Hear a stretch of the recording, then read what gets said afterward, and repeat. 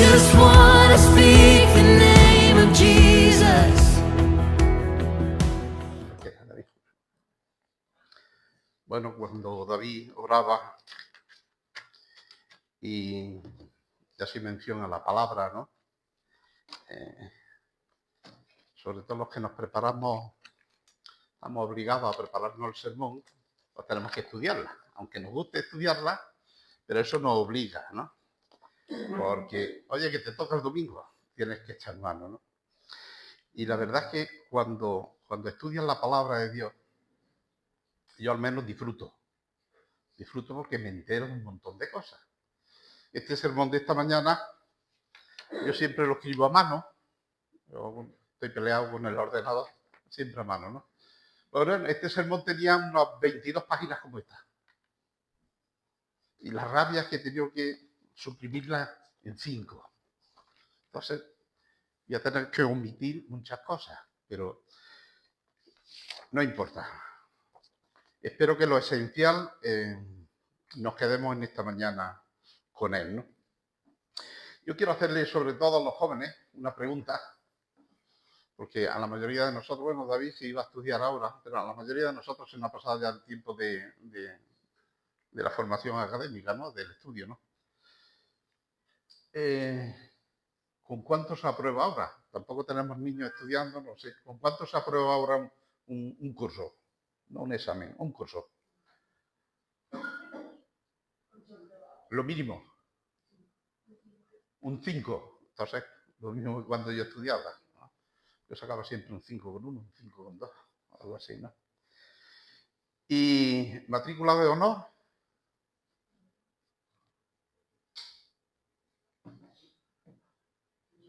No hay ninguna aquí matrícula de honor. Le suena el 5 más que... Creo que matrícula de honor es 9 para arriba, ¿no? O 10 ¿no? Rozando la perfección, ¿no? Bueno. El estudiante puede aprobar un curso con un 5. Con un 10 sería matrícula de honor, ¿no? Sería, y tengo entendido que la matrícula de honor es un reconocimiento académico que lleva reconocimiento. No sé si estoy equivocado. La matrícula de honor lleva reconocimiento. Creo que eso ayuda para casi el primer curso de la universidad gratis. O sea, casi merece la pena luchar por una matrícula de honor, ¿no?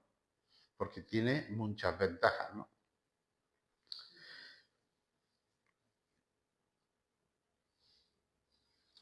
¿Queréis, a los jóvenes, me dirijo a los jóvenes, queréis si al final del curso no habéis tenido una matrícula de honor, ya habéis tenido un aprobado pelado y mondado?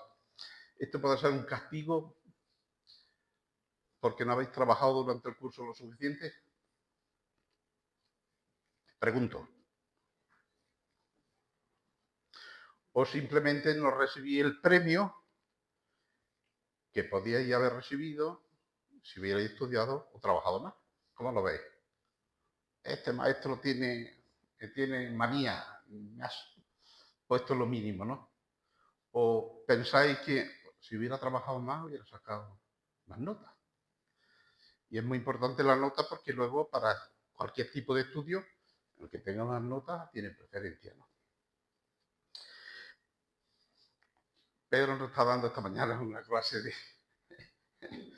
de académica. No. Quiero llegar hasta lo he utilizado como una ilustración. ¿Sabéis que todos nosotros pasaremos un día un examen ante Cristo? Entonces diremos, ¿hemos estudiado o no hemos estudiado?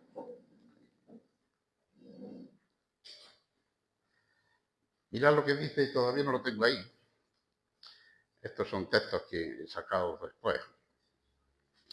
En 2 Corintios 5:10, yo lo leo, no tenéis que buscarlo si no queréis. Dice, porque es necesario, dice, habla de necesidad. Y podremos pensar, ¿por qué es necesario? Que todos nosotros, compadezcamos ante el tribunal de Cristo. O sea, Cristo estará un día sentado en un sitio o de pie, no sé cómo estará, sentado o de pie, y estaremos todos nosotros y nos examinará uno a uno. Un examen de todo el curso de nuestra vida. Eso dice aquí. Para que cada uno reciba, oye, vamos a recibir algo. Según lo que haya hecho mientras estaba en el cuerpo, sea bueno o sea malo. O sea que nos interesa la nota. Estamos hablando de nota, nos interesa la nota. Nos interesa y mucho. Porque vamos a recibir, no a perder, pero sí dejar de recibir otras cosas. ¿Y ese examen de qué creéis que puede ser? Vamos a comparecer delante de Cristo, pero ¿qué creéis que nos preguntará o qué examinará de nuestra vida o qué dirá? Esto es bueno, esto es malo. ¿Lo habéis pensado alguna vez? Esto se toca en el discipulado. En el discipulado sí doy los 22 folios, porque no nos dejamos nada atrás. Aquí estamos limitados de tiempo. ¿Sobre qué creéis que será el examen? La palabra de Dios siempre tiene la respuesta. Os leo otro versículo que no tengo puesto ahí, que se encuentra en Efesios 2, versículo 10. ¿Sabéis lo que nos dice ahí? Porque somos hechura suya. ¿Sabéis lo que es la hechura, no? Somos hechura suya. ¿De quién? De Dios. Dice, creado en Cristo Jesús para buenas obras. No para salvarnos. No hacemos buenas obras para ganarnos el cielo. Sino como ya tenemos el cielo asignado, tenemos que hacer buenas obras. Las cuales dice que Dios preparó de antemano para que anduviésemos en ellas. Oye, busca lo que Dios quiere, porque de eso va el examen. Que luego Cristo te hará. Curioso, ¿no? Entonces, cuando estemos delante del tribunal de Cristo, no pensemos que Dios nos va a quitar ninguna recompensa. Piensa que muchas veces vivimos de tal manera que nunca llegaremos a tener esa recompensa. Hay recompensa en el cielo. Esto me vino a raíz de que estuvimos hablando un día que visitamos a Jesús Rafi, estuvimos hablando del cielo, de que vamos a allí. Vale, voy a estudiar esto a fondo, ¿no? Repito, no es que Dios nos vaya a quitar ninguna recompensa en el cielo, en ese examen. Es que muchas veces, según nuestra manera de vivir, nunca llegaremos a tener esa recompensa. Y en el cielo pues, estaremos unos al lado del otro y uno tendrá más recompensa que otro. ¿De qué depende? ¿Dios es injusto? No. De aquí. Al final del curso, cuando tú vayas con tus 5 pelados y veas a otro compañero con matrículas o no, dirás la diferencia, que te ha currado y yo no. Me entretenía en otras cosas. ¿Le echo la culpa al maestro? No. La culpa es mía. Valga eso de introducción. El título que he elegido, bueno, ahí ya veis lo que hay, ¿no? Esas son las obras de nuestra vida. El título que he elegido es Sin condenación, perdón, sin condenación, pero no sin consecuencias. Tú vas a sacar un 5 pelado, vas a aprobar, pero lleva sus consecuencias. El no haber sacado más notas. Cuando estemos delante de Cristo, tenemos la salvación asegurada. No vamos a ser condenados, pero hay consecuencias. Lo bueno y lo malo. Dios premiará, nos dará responsabilidades y otros nada. Bueno, eso nos lleva a la pregunta siguiente. ¿Qué ocurre con el pecado en la vida del creyente? Aquí yo llevo ya mucho tiempo en el Evangelio, 50 años más, y he conocido a muchos creyentes, muchos hermanos nuestros, y sé lo que piensan unos y lo que piensan otros, ¿no? Y hay muchos creyentes que viven en dos extremos. Los extremos no son buenos, ¿eh? Los extremos nunca son buenos. La centralidad, el equilibrio, siempre es lo más sabio. Y eso es lo que nos presenta la palabra de Dios. Algunos piensan, como Cristo ya me salvó, el pecado, eso es, no importa mucho. Y viven su vida. Se hacen su Dios. Y lo que a ellos les gusta a su Dios. Y lo que ellos aborrecen, aborrece su Dios. ¿Entendéis lo que digo? Y sin embargo, otros están en el otro extremo, que dicen, uff, cada caída que tengo, cada pecado, cada desliz pone en peligro mi salvación. Me los conozco, los conozco. No sé si conocéis, habéis leído o escuchado algunos mensajes de Juan Wesley. Pensaba un poco así, ¿no? Él pensaba que el creyente sí puede apostatar. ¿Sabéis lo que es apostatar?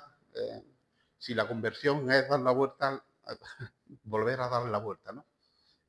Renegar de la fe.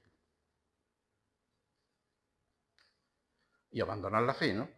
Entonces, ellos ven la disciplina como una advertencia para no volverse del todo, para no perder la fe definitivamente.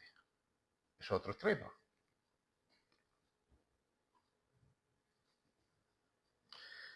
Bueno, que el creyente pueda vivir carnalmente, no lo pongo en duda. Y si recordáis el primer versículo del capítulo 3 de 1 Corintios, Pablo le dice, hermanos, ¿cómo nos voy a tratar como a carnales? Si hay entre vosotros disensiones. Dice hermano, un creyente. Pero dice, os trato como a carnales. Porque no estáis viviendo la vida que deberíais de vivir. Entonces, es evidente que se puede vivir una vida en la carne. O sea, hacer lo que me gusta, no lo que debo. Y conozco a unos pocos, ¿no? Y sufrir la disciplina de esas personas también es evidente, ¿no? Entonces, como digo, hay que evitar los extremos. Y en esto hay dos errores.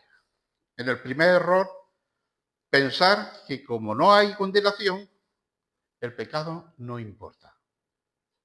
Oye, hay quien piensa así. Y vive una vida, viva la pepa, ¿no? Y el segundo error, el otro extremo, que ya he dicho, que cada caída pone en peligro mi salvación. Bueno, eso destruye la seguridad del Evangelio. Eso destruye la seguridad del Evangelio. El Evangelio nos da seguridad de nuestra salvación. Entonces el equilibrio es muy importante. La salvación es por gracia, o sea, es un regalo que Dios te da. Como no te lo has ganado, no puedes perderlo. Algo que tú no has conseguido, no puedes perderlo. Entonces, no es por obra. No es por obra, es por gracia. Eso es lo que nos dice la palabra de Dios. Entonces, vamos a sacar 3 puntos y quiero que se os queden. Aunque se os queden, luego haré un pequeño resumen. Voy a aligerar para que no me pille el toro. El primer punto dice que el creyente no vive bajo condenación. Eso nos enseña la palabra de Dios. ¿Entendéis por qué es tan importante conocer la palabra de Dios? A veces basamos nuestra vida cristiana en lo que me dicen, en lo que me cuentan. Le damos más importancia a las canciones que a lo que dice la palabra de Dios. Pensad que una canción no es Biblia. habla de la Biblia, pero no es Biblia, no es palabra de Dios. Entonces, la Biblia sí es palabra de Dios. Y la Biblia nos dice que el creyente no vive bajo condenación. ¡Qué alegría! Versículo que he elegido, Romanos 8:1. ¿Qué dice? Ahora, pues, ninguna condenación hay para los que están en Cristo Jesús. Daros cuenta lo que dice. Condenación. Para mí eso es el corazón del Evangelio. ¿Para qué se predica el Evangelio? Para librarnos de la condenación. ¿Sabéis lo que es la condenación? Es una sentencia judicial. Un juez dicta sentencia y condena si eres culpable.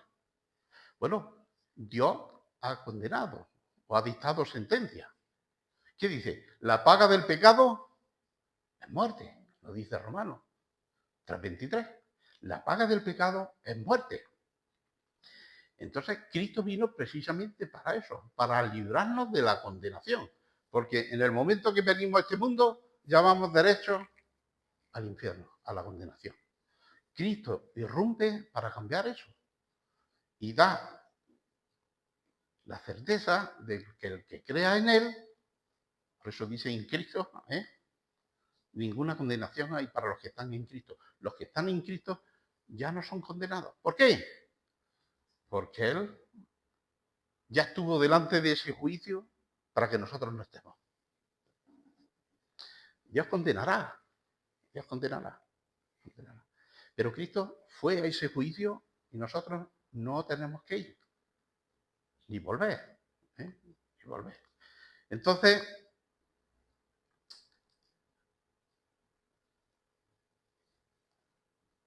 Cristo ya cargó con ese juicio.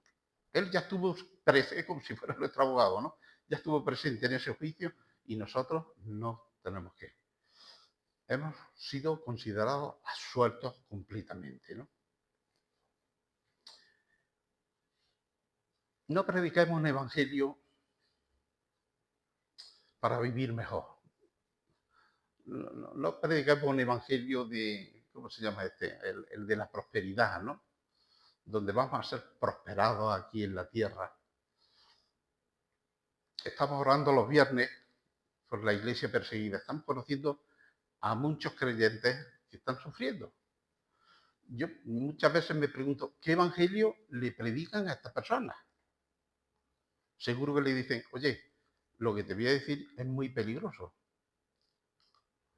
Puedes perder la vida por esto. Puedes sufrir mucho. ¿Entendéis? Todo lo contrario, lo que a veces en esta parte occidental intentamos ver del evangelio. Vas a tener un trabajo de maravilla, no te va a faltar nada. Todas esas cosas pueden ser añadidas, pero no es el fin. No es el fin. ¿El fin cuál es? El corazón del evangelio, ¿qué es? Ser librado de la condenación. Porque si no crees en Cristo, ya sabes dónde vas directamente.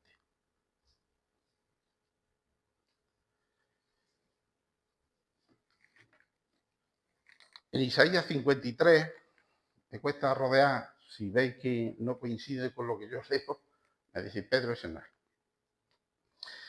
El castigo de nuestra paz fue sobre él. Los que no estuvisteis el viernes en el culto de oración, os perdisteis lo que nos compartió Ana, que estuvo hablando de la paz, y fue maravilloso. Isaías nos dice, el castigo de nuestra paz fue sobre él. Nosotros íbamos derecho al infierno, ahí no hay paz ninguna. Cristo paga el precio y nos da esa seguridad. Y esa seguridad y esa esperanza trae paz. El saber dónde vas a estar el día de mañana trae paz, trae paz. En Juan 5:24, ¿el que está puesto ahí?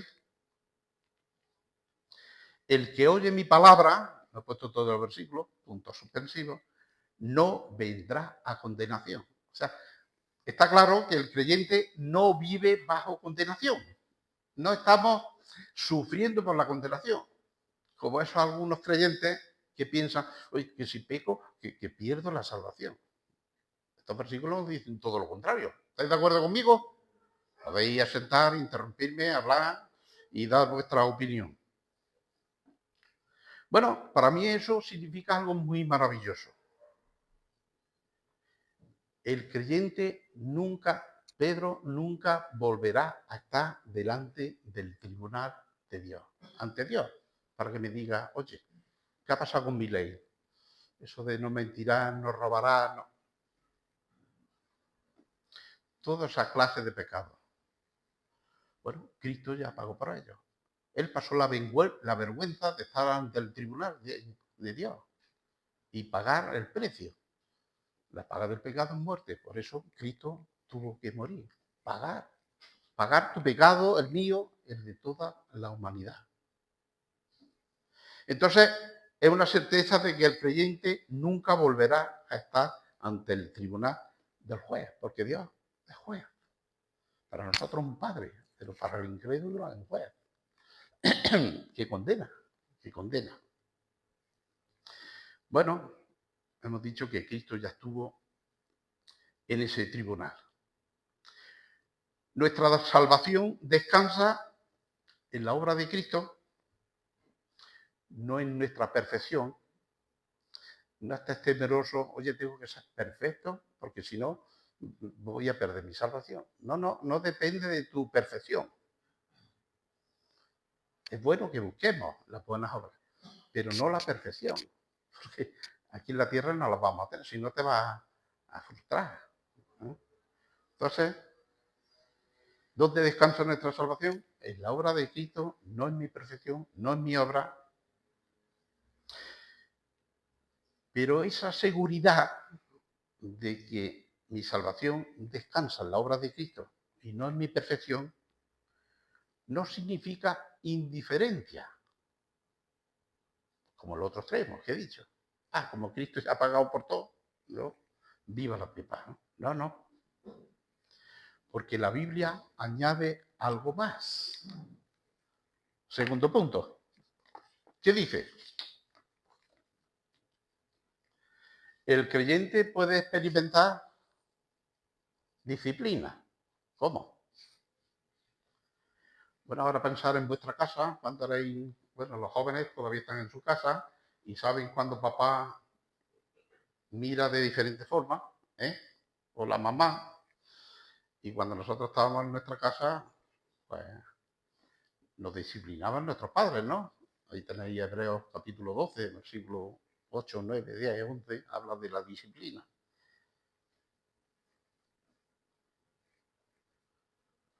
La advertencia de que no estamos en condenación, de que no tenemos condenación ya nosotros, no significa ausencia de corrección. Un cachete. Dios nos da a veces un cachete. Pero ya no como juez, sino como padre. Es muy diferente. Estábamos hablando de Hebreos 12. ¿Qué dice? Porque el Señor al que ama, disciplina. ¿Sabéis a quién no disciplina? Al de fuera. Porque no lo considera hijo. Nosotros llegamos a ser hijos de Dios cuando creemos en Cristo. Él nos da la posibilidad de ser hechos hijos de Dios. Juan 1:12, si no me equivoco. Entonces, el que no es hijo, si leyéramos todo el texto, pero no queremos entretenernos, el que no es hijo, el bastardo, ese no disciplina. Disciplina al hijo, porque es una prueba de amor. Oye, y si estás siendo disciplinado por el Señor, velo como una prueba de amor. Oye, eso me da seguridad de que soy hijo, porque ahí me dice que Dios no corrige a los bastardos, a los que no son hijos suyos.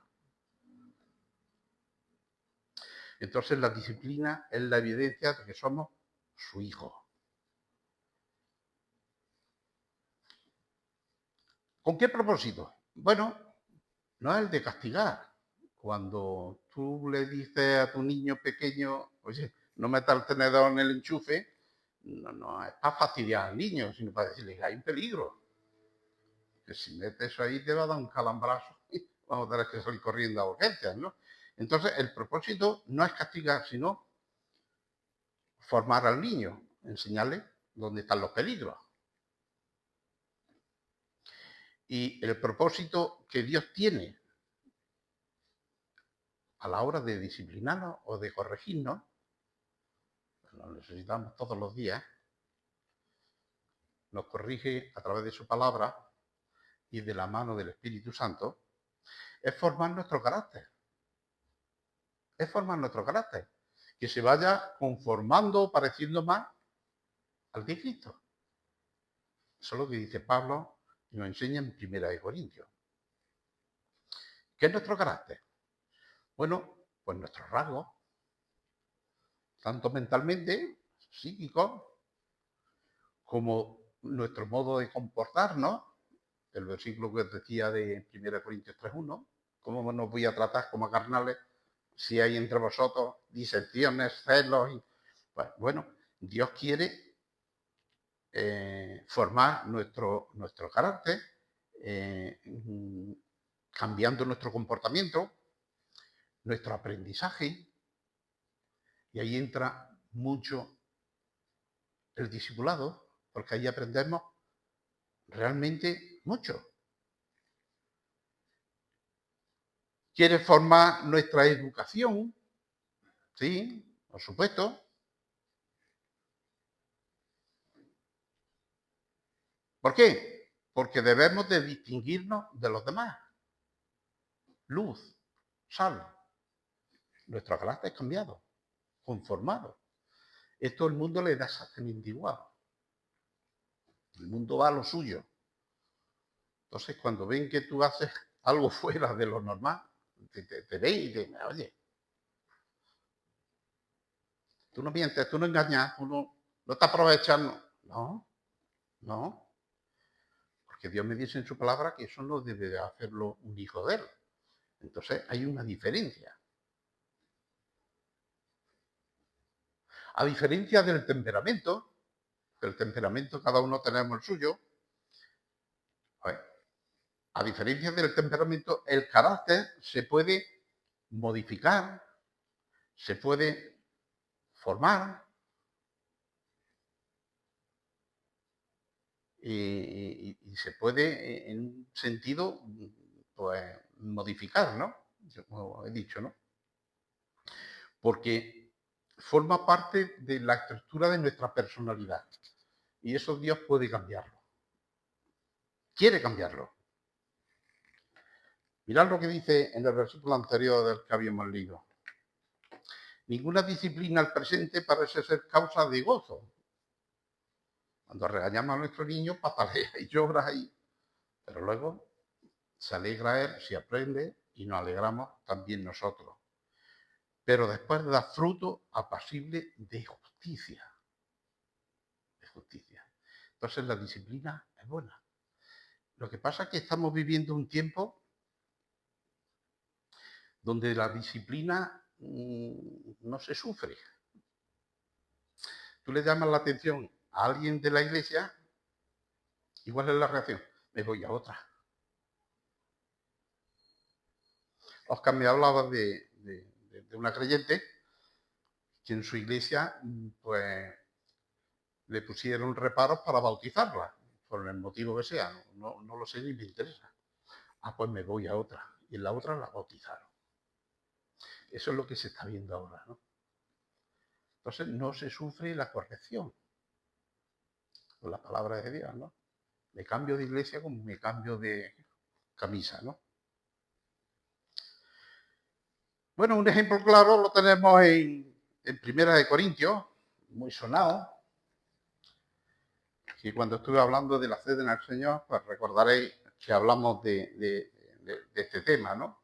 Sabéis que los corintios tenían un desorden y entonces algo sagrado como es la cena del Señor, lo que nos recuerda, pues ellos lo habían convertido ya aquello en una fiesta, en un jolgorio, había perdido todo el significado, ¿no? Y Pablo le dice, tened cuidado porque ¿Qué dice? El versículo 30. Por lo cual hay muchos enfermos y debilitados entre vosotros, hablando físicamente. Oye, no quiero hacer una vanagloria de esto. No todo el que está enfermo está siendo corregido por el Señor. ¿eh? Hay enfermedades crónicas que nada tienen que ver, ¿no? Pero si hay desvío de la palabra, si hay menosprecio a lo sagrado, a las instituciones que el Señor ha puesto, que traen consecuencias. Y aquí, si leéis todo el capítulo ese, os daréis cuenta, ¿no? Como lo dice. Los corintios habían tratado la decena del Señor como algo a la ligereza, sin darle mucha importancia. Oye, esto que hacemos, y nosotros tenemos ese peligro porque lo hacemos todos los domingos. Entonces puede llegar un momento que digamos, domingo más, ¿no?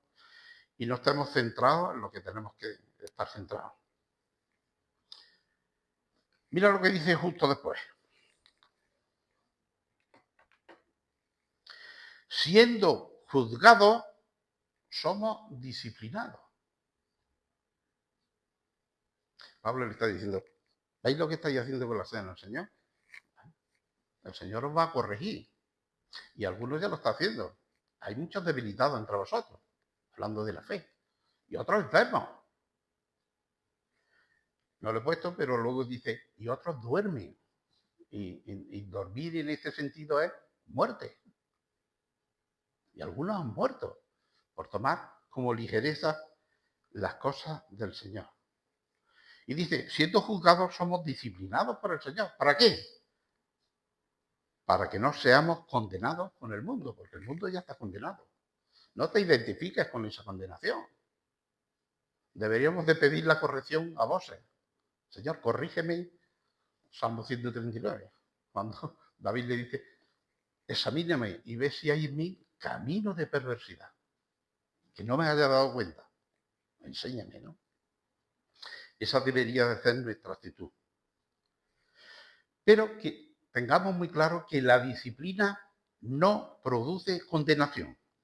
Al contrario, nos libra de ella. Eso es lo que nos quiere enseñar Pablo aquí en 1 Corintios 11. Una vez más, Dios no actúa como juez, sino como padre. Y el padre no quiere la condenación para su hijo, todo lo contrario. Hará lo posible para que entre por el buen camino y le dará buenos consejos. Y a veces un cachetazo, si es posible, ¿no? Punto 3. Y vamos pillando la recta final. El creyente será evaluado en el tribunal de Cristo. El examen que decíamos. Todos los que somos creyentes nos veremos un día delante de Cristo.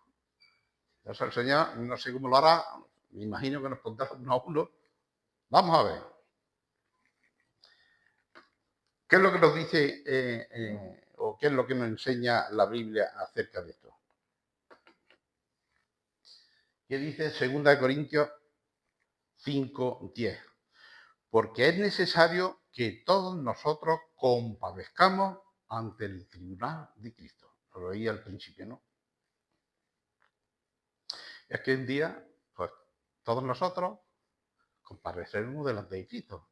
Y Él dice, hará como una película de nuestra vida. Oye, esto, aquí, en este detalle, en esto.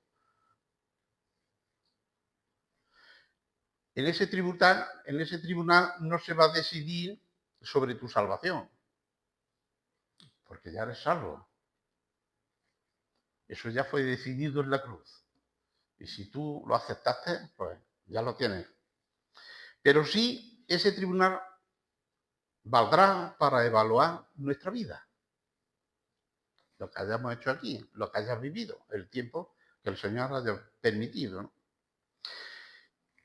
En 1 Corintios 3, versículos 13 al 15, bueno, el 12 también, porque el 12 es nuestra foto, dice, la obra de cada uno se hará manifiesta. O sea, cuando tú haces algo aquí, aunque creas que nadie te ve, Dios sí te ve. Y sabéis que cada uno de nosotros tenemos un libro. Y Él va anotando en nuestro libro, mira lo que ha hecho Pedro. Mira lo que ha dicho Pedro en este momento. Y es el que se abrirá allí. Vamos, Pedro, a repasar. Eso es lo que dice. La obra de cada uno se hará manifiesta. Libro abierto. Y dice, y el fuego probará la de cada uno. De ahí, vamos a volver. Pablo nos dice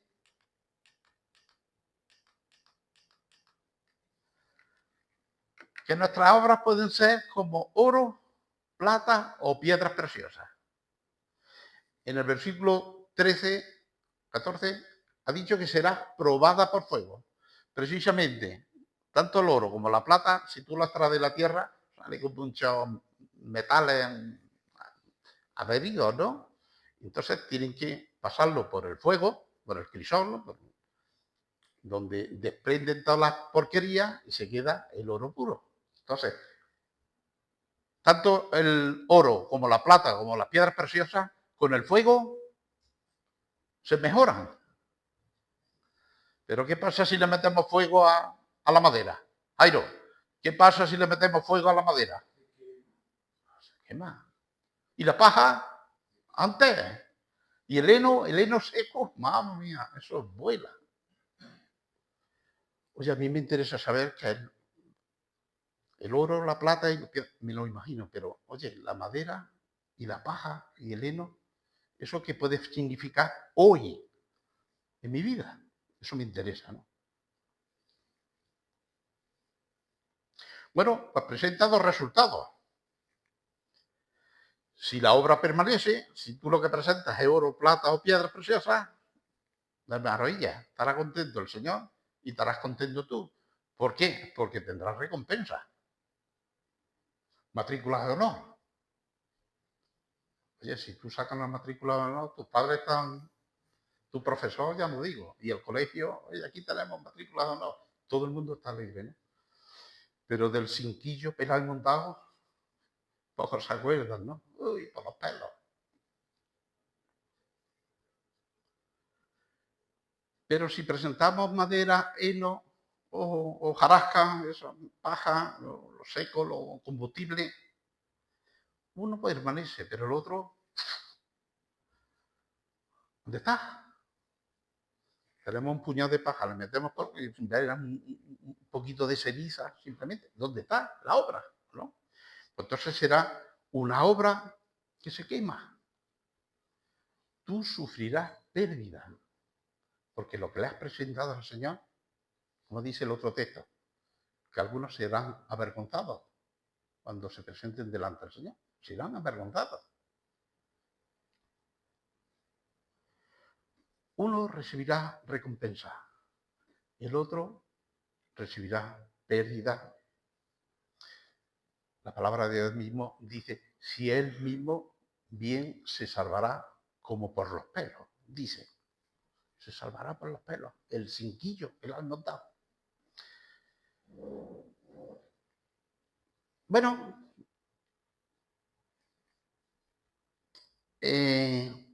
lo importante es que el creyente verdadero no perderá la salvación. Eso es lo que le enseña el texto, ¿no?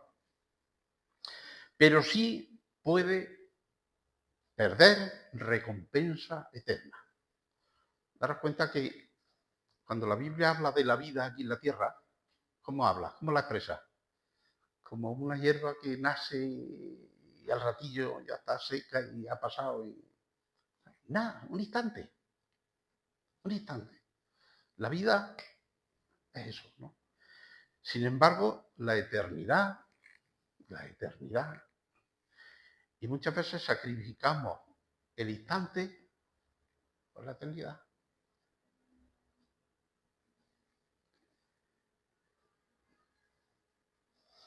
Bueno, perderemos muchas recompensas eternas si no estamos al loro en esta tierra.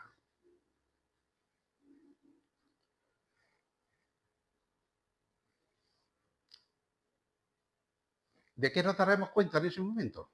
cuando pongamos nuestra paja y yo creo que en ese momento nos daremos cuenta el tiempo que perdimos en la paja. Lo que nos ha costado llevar la paja ante el tribunal de Cristo, o la madera, o el heno, me da igual. Cualquiera de los tres elementos esos son combustibles. Y dice que será probado por fuego. Entonces, pensaré, con el trabajo que me ha costado traer esta paja, ¿cómo me equivoqué?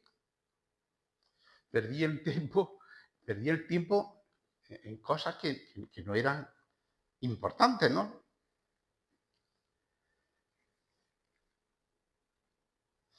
Tres permanecen: oro, plata y piedras preciosas. Tres son temporales: la madera, el heno y la hojarasca. Posiblemente la paja o la madera no representen pecados importantes. No representen pecados importantes, que nos llamen la atención con, claro, mira, lo malo que era, lo que llevas todo es hojarasca, ¿no? Precisamente no puede ser. A veces la hojarasca o la madera pueden ser cosas más sutiles.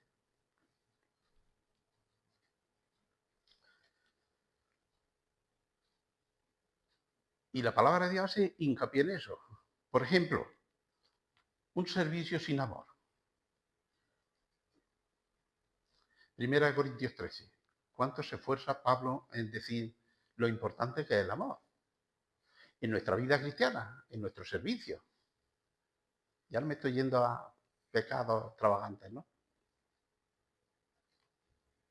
Podemos hacer muchas cosas en la iglesia, pero sin amor. Y Pablo termina con ese capítulo 13 de primera. Si no tiene amor, nada sirve. ¿Qué dice? Tú puedes ser millonario y darle a los pobres todo. Madre mía, esa persona, la Iglesia Católica lo hace un santo. Lo elevan hasta los altares.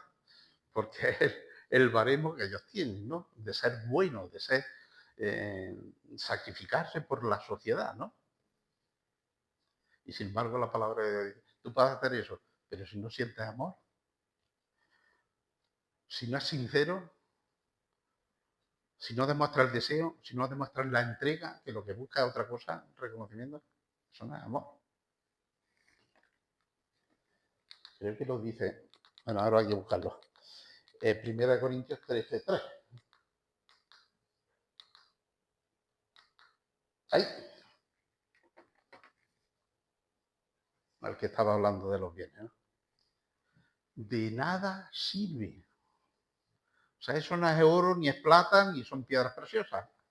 Elige lo que quieras, madera, heno o hojarasca.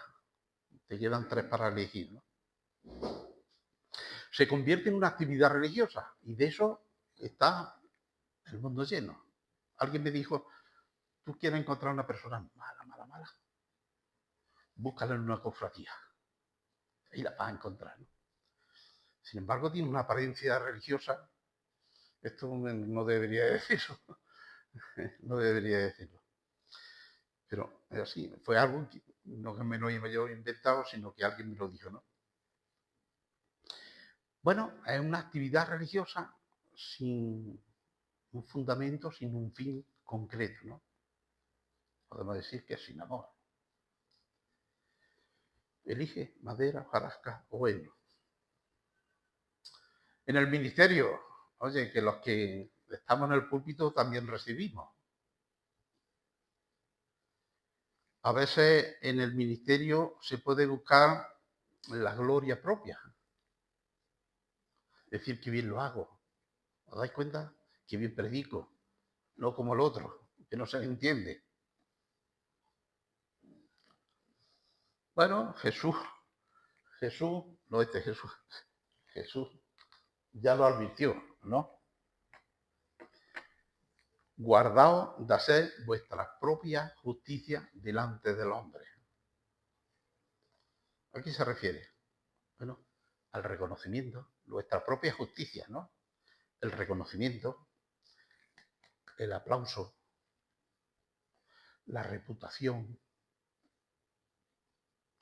El que nos digan, te estás haciendo esto, pero yo no sé por qué lo estás haciendo. Madera, heno, hojarasca, elige lo que quieras. La recompensa ya la... No esperar al cielo, que la recompensa ya la has tenido, ¿no? El reconocimiento, el aplauso que hayas recibido, porque sea una persona elasticista. Tercero, no me olvido, la vida centrada en lo temporal.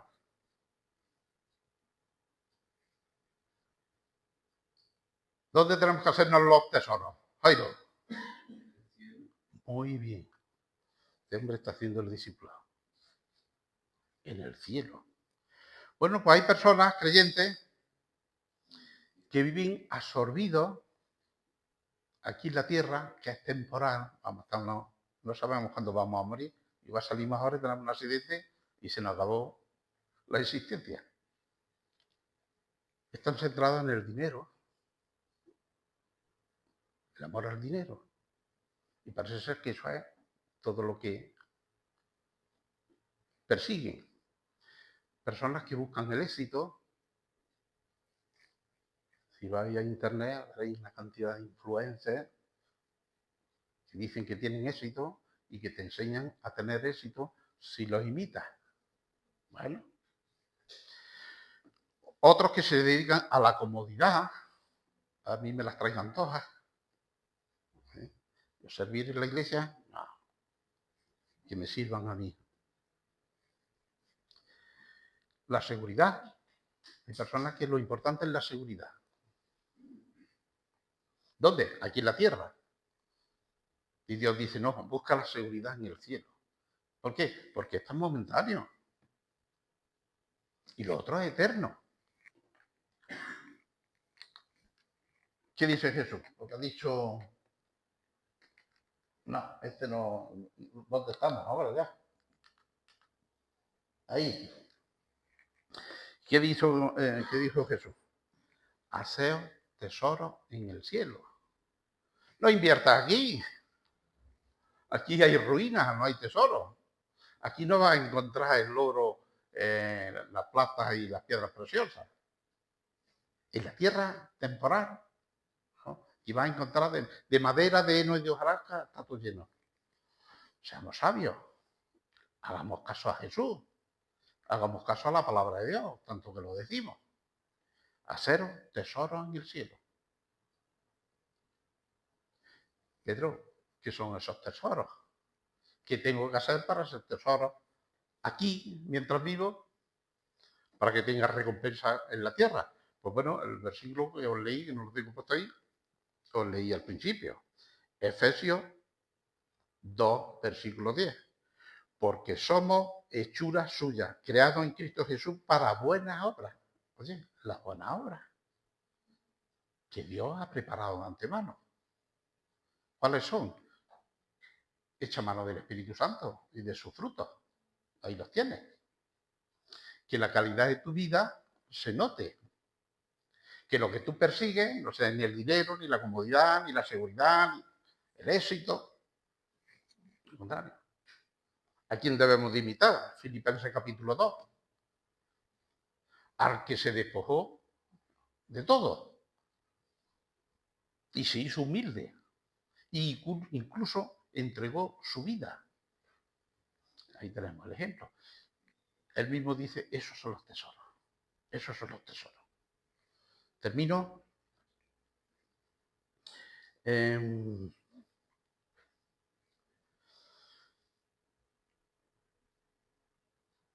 Sabemos lo que Dios quiere,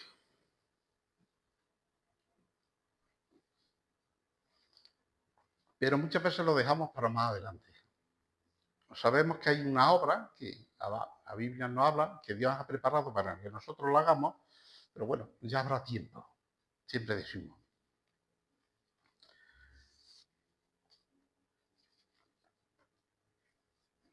Allá cada uno. Allá cada uno. Aquí concluyo con los 3 puntos que hemos desarrollado en todo el sermón. Y es que la Biblia es céntrica. equilibrio y nos presenta tres realidades que son gloriosas. En Cristo no hay condenación. Como hijo, piensa que puede experimentar disciplina. Y un día nuestra vida será evaluada delante de Cristo. ¿Para qué? Para revelar cómo vivimos la gracia que hemos recibido. La gracia que nos dice, de gracia recibí, de gracia dar, ¿no? Pues bueno, a ver cómo la administramos. Por eso el llamado del Evangelio no es solo ser salvo, sino también vivir de manera digna esa evaluación que vamos a tener un día.